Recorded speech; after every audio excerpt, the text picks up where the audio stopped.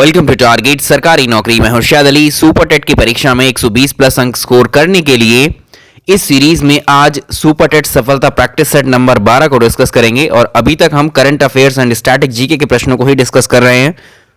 अगले कुछ practice set हम अब चेंज करने वाले हैं। जैसे हमने अभी करंट अफेयर्स और जीके के यहाँ चल रहे हैं, तो यहाँ पर विषय हम बदल देंगे। अब 2 से 3 विषयों के प्रश्न इनमें शामिल करना शुरू करेंगे। अभी आपकी कुछ क्लासेस का टाइम अलग अलग आपको दिख रहा होगा। इसमें आपकी मैथ्स की क्लास तो रेगुलर हो रही है, लाइव क्लास, और अभी हमने एक क्लास और ऐड की आपकी सीडीपी की, बाल मनोविज्ञान की। तो बाकी विषय जितने भी हैं अभी आपके सामने आ रहे हैं, ये सब लाइव सेशन चला करेंगे आपके लिए इस चैनल पर। इन सब के बाद आखिर में हमारी लाइव क्लास आएगी वहां पर, तब जाकर ये पूरा टीम या पूरा सिस्टम जो है कंप्लीट होगा। तो बस अपग्रेड करने की स्टेज में है अभी हम लोग, इसलिए आपको क्लासेस का टाइमिंग भी अभी अलग अलग नज़र आ रहा होगा। लेकिन एक टाइम ऐसा आएगा, ये बहुत स्मूथ और एकदम बहुत ही फ्रीक्वेंट क्लासेस हुआ करेंगी। दिन में 3 से 4 मैक्सिमम 3 क्लासेस तो रहा ही करेंगी यूट्यूब के ऊपर। जैसे ही चैनल पर हमारे मेरी लाइव क्लासेस आनी स्टार्ट हो जाएंगी, इसके साथ ही आपको अनअकैडमी पर भी मेरे UPPSC UP triple SC category में लाइव कोर्सेज वहाँ आपको अवेलेबल हो जाएंगे। और यहाँ पर ऑलरेडी क्लासेस चल रही हैं। अभी लाइव सेशन है अनअकैडमी में UPPSC UP triple SC category में अलग अलग कोर्सेज के लिए। तो इसमें आप एनरोल कर सकते हैं। मेरे प्रोफाइल पर जाकर आप चेक कर सकते हैं बाकी डिटेल्स को, और साथ ही इन कोर्सेज में आप एनरोल कर सकते हैं। इनके डेमो क्लासेस ले लीजिए। अगर जिनको भी यूपीपीसीएस 2021 की परीक्षा में जिनको पार्टिसिपेट करना है, या जो लोग इस एग्जाम को देने जा रहे हैं, 2 बैच अभी रनिंग में है। यहाँ पर लक्ष्य फाउंडेशन बैच है और एक एस्पायर है। ये दोनों, एक हिंदी का बैच है, एक इंग्लिश का बैच है। दोनों को आप ज्वाइन कर सकते हैं। एक ही बार एक ही को ज्वाइन कर लेंगे तो दोनों आपको अनलॉक हो जाएंगे। ये बाकी अलग अलग विषयों के भी सेपरेट स्पेशल कोर्सेस हैं यहाँ पर अवेलेबल। तो आप अपने अकॉर्डिंग किसी भी कोर्स को चूज करके स्टडी कर सकते हैं। लाइव क्लासेस के साथ वहाँ पर मॉक टेस्ट भी हैं, मेगा टेस्ट सीरीज भी हैं उसी में शामिल आपकी। इसको आप अनअकैडमी के लर्निंग ऐप के थ्रू एक्सेस कर सकते हैं। और इसको इंस्टॉल करके आप जो है यूपीपीएससी कैटेगरी में जाएंगे तो इस कैटेगरी में आप चुन सकते हैं। यहाँ पर किसी भी सब्सक्रिप्शन पर आप जो है 10% का डिस्काउंट भी अवेल कर सकते हैं इरशाद सर रेफरल कोड यूज करके, जिसमें आपको अनलिमिटेड एक्सेस होता है सारी क्लासेस का, आपकी सभी सब्जेक्ट की। डिस्क्रिप्शन में लिंक दिया है, ज़्यादा जानकारी के लिए आप उस लिंक पर क्लिक करके जा सकते हैं। चलिए शुरुआत करते हैं और आज का पहला प्रश्न लेते हैं।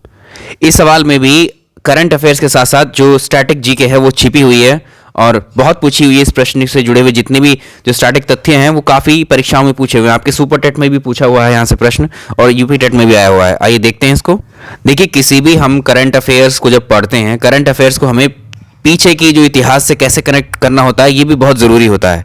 क्योंकि परीक्षा में कोई दायरा नहीं होता है जी इसका, हमें ऐसे ही कनेक्ट करके चीज़ों को तैयार करना होता है। और ये बिल्कुल एक सही तरीका, सही अप्रोच होती है। चलिए पहले प्रश्न की बात करेंगे। आज के 4 जनवरी 2021, यानी ये इसी महीने का करंट अफेयर है। 4 जनवरी 2021 को भारत ने जो अंटार्कटिका है, अंटार्कटिका में 40वें भारतीय वैज्ञानिक अभियान का शुभारंभ किया। परीक्षा में जरूर आएगा ये क्वेश्चन। इससे संबंधित नीचे कुछ कथन दिए हुए हैं, इनमें से बताने कौन से कथन सत्य हैं। पहले इसके कुछ तथ्य जान लेते हैं जो परीक्षा में सीधे पूछे हुए हैं आपसे। चलिए अंटार्कटिका की बात करते हैं। विश्व के सभी महाद्वीपों में क्षेत्रफल की दृष्टि से या क्षेत्रफल के अकॉर्डिंग 5वां सबसे बड़ा महाद्वीप है अंटार्कटिका। इससे पहले अगर हम बात करें कि विश्व का सबसे बड़ा महाद्वीप कौन सा है, एशिया।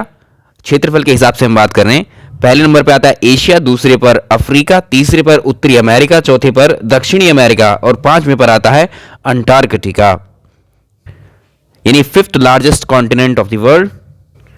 इस कॉन्टिनेंट की सबसे खास बात यह है कि ये बर्फ से ढका हुआ है, इस पर सिर्फ बर्फ ही बर्फ है। तो ये विश्व का सबसे ठंडा महाद्वीप है। जब यहां पर बर्फ ही बर्फ है, जो लैंड है पूरा एकदम कवर है मोटी बर्फ की चादरों से, तो यहां पर जो है निवास पॉसिबल नहीं है इतना। तो यहां पर निवासी बहुत कम पाए जाते हैं। ऐसे जैसे हम लोग यहां अलग अलग कॉन्टिनेंट्स में रहते हैं, अपने एशिया महाद्वीप में किसी भी महाद्वीप में रहते हैं, वहां पर लोग नहीं रहते हैं अंटार्कटिका में।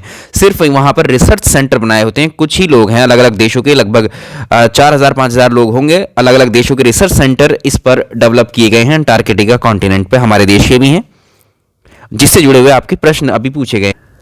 बर्फ से ढका होने के कारण ये इसका रंग सफेद दिखाई देता है, श्वेत चादर, एकदम इसे कहेंगे क्या, एक श्वेत महाद्वीप है, व्हाइट कॉन्टिनेंट। तो इस महाद्वीप पर जाकर के रिसर्च करने रिसर्च करने यानी अनुसंधान करने के उद्देश्य से ही वहां पर सेंटर्स स्थापित किए हैं अलग अलग देशों ने। तो भारत ने अपने 3 केंद्र स्थापित किए हैं वहां पर। तीनों के नाम पूछे जाते हैं, अलग अलग परीक्षाओं में पूछे हुए हैं, आप देखेंगे कभी।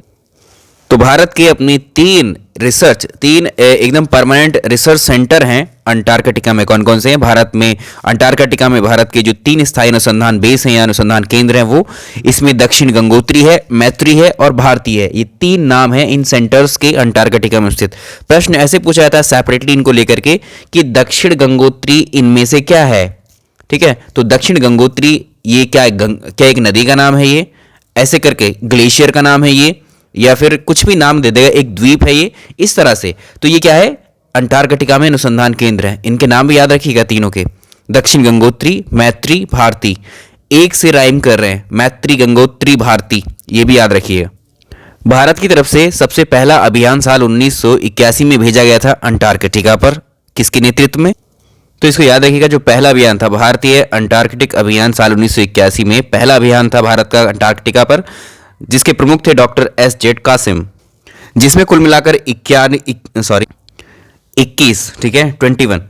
21 वैज्ञानिकों का दल था एक, और उसमें उनके साथ जो सहकर्मचारी थे, एक टीम शामिल थी। तो वहां भेजा गया था, जो कि रिसर्च के लिए भेजे जाते हैं ऐसे ऐसे अभियान अंटार्कटिका पर। अब बात करेंगे हम यहाँ किसकी? देखो ये जो आपको 3 सेंटर्स यहाँ नजर आ रहे हैं, इन 3 सेंटर में से भारत के केवल ये है तो तीनों ही भारत के स्थायी हैं, तीनों के परमानेंट है। लेकिन अभी चालू कितने हैं यहाँ पर? 2 रनिंग कंडीशन में। कौन है? मैत्री एंड भारती, ये दोनों रनिंग कंडीशन में है। ठीक है, इनको याद रखिएगा। अब बात करेंगे भारत का जो अभी लेटेस्ट 2021 में जो 40वां भारतीय वैज्ञानिक अभियान भेजा है अंटार्कटिका पर, इसकी। तो ये हमने अभियानों से जोड़ दिया, पहला अभियान कब हुआ और लेटेस्ट अभी कब हुआ। इस अभियान को इंग्लिश में आप कह सकते हैं 40वें भारतीय वैज्ञानिक अभियान को, इसको याद रखेंगे, Indian scientific expedition to Antarctica. 40वां है और 2021 में हुआ है। तो इस अपने 40वें अभियान की कुछ बातें जान लेते हैं जो प्रश्न आपसे परीक्षा में पूछे जा सकते हैं। इसके ऊपर ये प्रश्न जरूर आएगा, साइंस एंड टेक में आप हो सकता है पूछ लिया जाए। तो पृथ्वी विज्ञान मंत्रालय के अधीन में आ रहा है, ये आता है। और इसमें अगर हम बात करें, जो 40वां अभियान है, इसको 5 जनवरी 2021 यानी इसी वर्ष इसी महीने 5 जनवरी 2021 को गोवा से इसको रवाना किया गया है। इस अभियान को कहाँ के लिए? अंटार्कटिका के लिए, यानी श्वेत कॉन्टिनेंट के लिए, श्वेत महाद्वीप के लिए। और इसमें जो है कुल मिलाकर इस पोत का नाम है चार्टर्ड IAS क्लास पोत MV वासिली गोलोवनीन। इस पर जो है कुल मिलाकर 43 सदस्य इस जहाज पर सवार हुए। 43, ये भी याद रखने वाली बात है, जैसे पहले अभियान में हमने देखा था कुल 21 लोग गए थे इसमें। और ये पोत जो है कुल मिलाकर 30 दिन में अंटार्कटिका पहुंचेगा और 40 सदस्य की टीम को छोड़ने के बाद ये अप्रैल के महीने में, अप्रैल 2021 में भारत वापस लौट आएगा। अब एक इंपॉर्टेंट क्वेश्चन यहां से और बन सकता है जो हमें जानना जरूरी है कि ये जो भारत के लिए अंटार्कटिका प्रोग्राम है, इन अभियानों को कौन संचालित करता है, इनका मैनेजमेंट कौन करता है भारत में। तो ये आखिरी प्रश्न इसमें याद रखना है कि भारत में जितने भी अंटार्कटिका प्रोग्राम होते हैं उनको संचालित करने का काम कौन करता है? NCPOR है ये, national centre for polar and ocean research. Goa में है ये स्थित, और यहीं से ये चार्टर्ड IAS क्लास पोत जो है अंटार्कटिका के लिए 5 जनवरी को रवाना हुआ था। अब चलते हैं अपने प्रश्न के ऊपर। अब आप सोचेंगे पहले हमने थ्योरी पढ़ ली, देखो क्वेश्चंस कहाँ से रेज होते हैं, क्वेश्चन फ्रेम कहाँ से होते हैं, कैसे होते हैं। जब हमने कोई चीज़, कोई टॉपिक, कोई जानकारी पहले ली होती है, उस जानकारी के आधार पर ही प्रश्न बनाए जाते हैं। वो जानकारी हमें पता लग गई, अब इसमें से कितने भी प्रश्न घुमा लो, फिरा लो, कैसे भी बना लो। अब ये आपके सामने है, ये सारी चीज़ें देख लो इसको। ये तीनों स्टेटमेंट के आंसर आप आसानी से दे पाओगे। अभी देखो पहला स्टेटमेंट क्या है, 40वें इसके संबंध में है, 40वें भारतीय वैज्ञानिक अभियान का शुभारंभ 40वें अभियान को 5 जनवरी 2021 को गोवा से रवाना किया गया। बिल्कुल सही है, अभी देखा है जस्ट। भारतीय अंटार्कटिक अभियान वर्ष 1981 में शुरू किया गया था, बिल्कुल ठीक है। भारतीय अंटार्कटिक कार्यक्रम ने अब अंटार्कटिका में 3 स्थायी अनुसंधान बेस स्टेशन बनाने का श्रेय हासिल कर लिया है, जिनके नाम है दक्षिण गंगोत्री, मैत्री, भारती। ये बिल्कुल सही है, तीनों स्थायी हैं, हमने बताए हैं तीनों स्थायी हैं, लेकिन दो इसमें से चालू हैं। लेकिन माने तो तीनों ही जाएंगे ना, स्थायी तो तीनों है, भारत के है तो तीनों ही, लेकिन चालू अगर पूछे तो 2 चालू हैं, मैत्री, भारती। तो ये तीनों ही ठीक हैं। तो इसका जवाब आप आसानी से चुन सकते हैं, उपयुक्त सभी सही आंसर है। ये अवार्ड आपकी परीक्षा के लिए इंपॉर्टेंट हो सकता है, साल 2019 का भले ही है लेकिन अच्छा है। दी एजुकेशन एक्सीलेंस अवार्ड 2019 किसे प्रदान किया गया, इसको आप जानते भी हैं, कनेक्ट कर सकते हैं यहाँ पर फिलहाल। तो ये जो है the education excellence award, actually जो है ये अवार्ड जो दिया गया है इसको आप जानते हैं, जो सुपर 30 बैच का नाम आपने सुना है, सुपर 30 के जो संस्थापक हैं और जो गणितज्ञ मैथमेटिशियन आनंद कुमार जी को ये अवार्ड मिला है। इनकी संस्था का नाम है जिसका इन्होंने संगठन किया है, ये है FFE फाउंडेशन फॉर एक्सीलेंस। ये भी याद रखेंगे, आनंद कुमार की फाउंडेशन है ये, और इसकी 25वीं वर्षगांठ के अवसर पर जो है सम्मानित किया गया था इनको। और ये 18 साल से ज़्यादा हो गए हैं इनको। सुपर 30 का ये कार्यक्रम जो बैच चलाते हैं जिसमें 30 जो टॉप एक तरीके से कह सकते हैं बेहतरीन 30 छात्र होते हैं, इनको मुफ्त में पढ़ाई कराते हैं। ये किसकी? IIT JEE की तैयारी कराते हैं। सवाल नंबर अगला और तीसरा है, आर्थिक सर्वेक्षण 2020 यानी इकोनॉमिक सर्वे 2020 के अकॉर्डिंग भारत की अर्थव्यवस्था में सेवा क्षेत्र यानी सर्विस सेक्टर का कितना योगदान है, कितना प्रतिशत योगदान है? डायरेक्टली प्रश्न ऐसे ही बनते हैं, याद रखिएगा। तो हमारे वित्त मंत्री कौन है? निर्मला सीतारमण है, जिन्होंने 31 जनवरी 2020 को संसद में आर्थिक सर्वेक्षण 2019-20 प्रस्तुत किया था। इसका टाइटल थीम आपसे पूछ सकते हैं, आर्थिक सर्वेक्षण 2020 का टाइटल क्या था, विषय क्या था? तो बाजार को सक्षम बनाना, व्यवसाय अनुकूल नीतियों को प्रोत्साहन देना, और इसमें साथ ही एक लाइन और जोड़ी गई थी कि अर्थव्यवस्था में विश्वास को मजबूत करना। तो ये इसकी टैगलाइन थी। इसमें हम लोग याद रखेंगे 55% सेवा क्षेत्र यानी सर्विस सेक्टर का इसमें योगदान रहा। सवाल नंबर अगला देखिए, अगली किताब का नाम है ये Gandhi's Hinduism the struggle against Jinnah. Gandhi's Hinduism the struggle against Jinnah, इस किताब के लेखक कौन है? तो ये हैं MJ अकबर, और फुल फॉर्म में पूछा जा सकता है कि मोहम्मद जावेद अख्तर। नेक्स्ट सवाल नंबर नेक्स्ट देखेंगे, प्रधानमंत्री नरेंद्र मोदी को bill and Melinda Gates foundation के द्वारा ग्लोबल गोलकीपर अवार्ड किस योजना के तहत दिया गया था? सवाल का आंसर बहुत सिंपल है, इसको याद रखेंगे हम। तो इस फाउंडेशन के द्वारा प्रधानमंत्री को भारत में जो 50 करोड़ से अधिक लोगों को स्वच्छता प्रदान करने के लिए ये ग्लोबल गोलकीपर अवार्ड दिया गया था। स्वच्छ भारत मिशन के तहत ये दिया गया है। ऑप्शन बी रहेगा। क्वेश्चन नंबर अगला देखेंगे, फरवरी 2020 में अमेरिकी राष्ट्रपति डोनाल्ड ट्रंप की जो भारत यात्रा हुई थी, इसके दौरान जो नमस्ते ट्रंप कार्यक्रम हुआ था, इसका आयोजन किस स्टेडियम में किया गया? वेरी इंपॉर्टेंट है, पूछ सकता है, बात पुरानी हो गई हालांकि। तो यहां से दो इन्फॉर्मेशन है जो आपके लिए परीक्षा में पूछी जा सकती है। तो ये स्टेडियम है, तो इस स्टेडियम का नाम आपको बताना है। ये गुजरात के अहमदाबाद में स्थित है। स्टेडियम सरदार पटेल स्टेडियम में आयोजित किया गया था नमस्ते ट्रंप आयोजन इस कार्यक्रम का। ऐसे ही पहले एक प्रश्न और बना करता था 2019 में कि हाउडी मोडी नाम का एक कार्यक्रम का आयोजन किया गया था ह्यूस्टन टेक्सास में।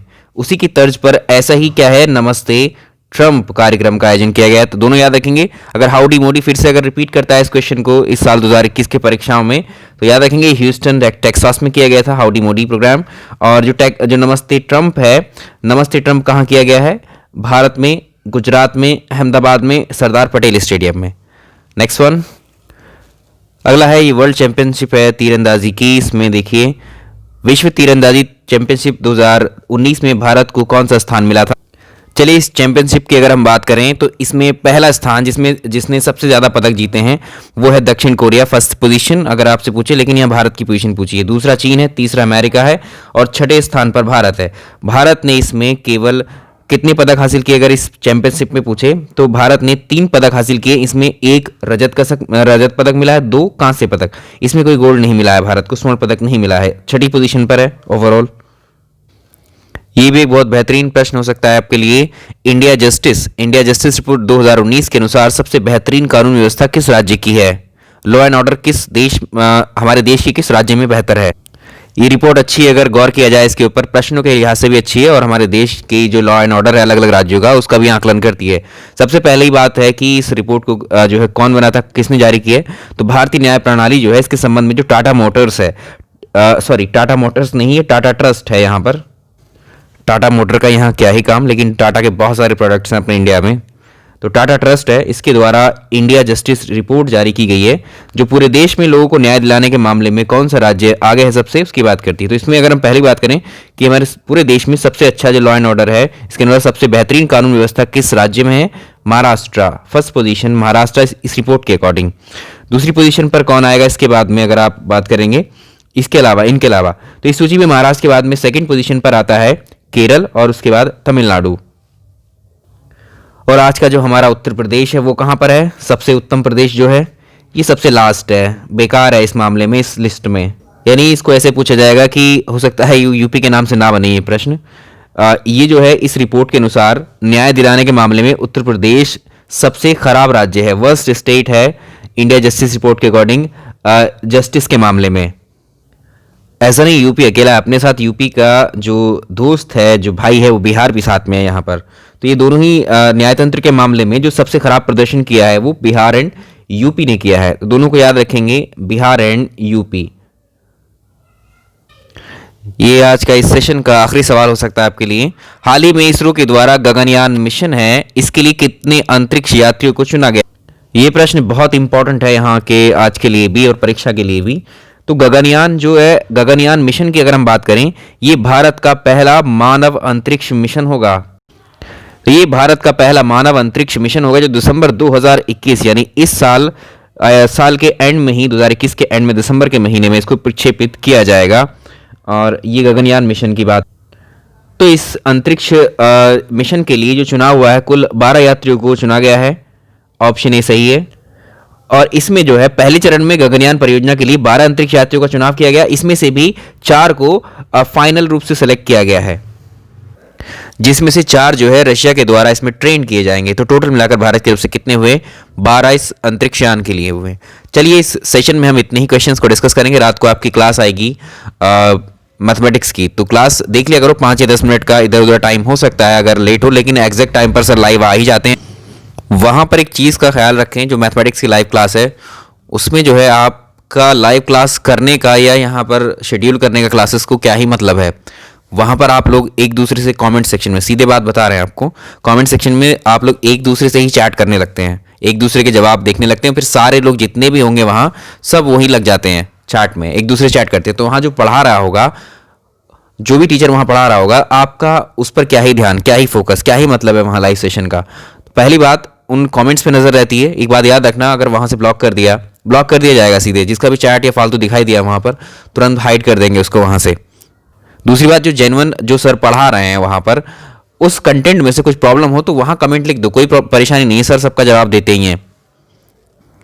कुछ को ये लगता है कि सर हमारा नाम ले, बार बार कल एक बहुत कमेंट रिपीट होते हैं कि सर मेरा नाम लीजिए, मेरा नाम लीजिए। जेन्युइन कमेंट क्वेश्चन आपकी क्वेरी रेज होगी वहाँ पर तो ज़रूर वहाँ जवाब दिया जाएगा, ऐसा नहीं है। तो ये सब ऐसी बेकार की जिद मत पाला कीजिए। नाम लेना कोई बड़ी बात नहीं है, वहाँ पर पूरी एक लिस्ट आपके सामने नजर ही अभी यहाँ रख दें यूट्यूब पर लाकर, क्या होगा, उससे कुछ होने वाला थोड़ा ही ना है। ऐसे काम कीजिए कि जिससे आपका नाम लिया जाए, लोग खुशी महसूस करें आपका नाम लेने में। चलिए, बाकी हमारे भी लाइव सेशन होंगे, उसकी तैयारी में हम लोग हैं अभी। तो प्लीज़ जो है थोड़ा सा इसे मेंटेन करके रखिए डिग्निटी को। इस तरह से आप नहीं कीजिए। वहाँ कुछ लोग होते हैं ऐसे, लेकिन टाइम वेस्ट मत करिए, वरना वो सेशन बंद होकर के फिर रिकॉर्डेड सेशन ही मिलेंगे तो ज़्यादा बेहतर रहेगा आपके लिए। वहाँ कोई मजाक नहीं करवा रहे हैं हम लोग, यहाँ पर आपकी सफलता के लिए ही जो है ये सारी चीज़ें बहुत अच्छे से, बहुत बेसिक से करवा रहे हैं। कोई बार बार नहीं आएगा आपको समझाने पकड़ के कि यहाँ पढ़ लो, समझ लो, बेसिक है, मैथमेटिक्स है ना। तो इसको मजाक मत बनाइए बिल्कुल भी। तो हमारे एक्सेस तो काफ़ी है हमारे हाथ में, हम चाहें तो उसको ब्लॉक ही कर देंगे। आप कितने लोगों को ब्लॉक कर सकते हैं, उसमें कोई ऑप्शन नहीं, कोई दिक्कत नहीं। लेकिन ये समझना आपको है चीज़ों को। एक लोग चलो कमेंट कर रहे हैं तो उसमें 10 लोग और अपना ध्यान अट्रैक्ट करते हैं वहीं पर, और उसी में लग जाते हैं कमेंट्स में। भाई ज़िंदगी भर चैटिंग ही करते आ रहे हो आज तक, व्हाट्सएप है, कितना सोशल मीडिया इस्तेमाल करते हैं अभी तक, है ना। तो इसका चीज़ें हमारे पास हैं, जो जितनी भी पावर्स हमको मिली हुई हैं उनका मिसयूज़ ना करके एक अच्छा यूज़ कर लोगे तो ये लाइफ में काम आ जाएगा। समझे, आपकी जो है सक्सेस में, कामयाबी में ये बहुत हेल्प कर जाएगा। लेकिन ऐसे मत करो, ये समझाने वाली सिर्फ एक बात है, अपनी बुद्धि को जो है सही इस्तेमाल करिए। चलिए, इस वीडियो में इतना ही। Thank you so much.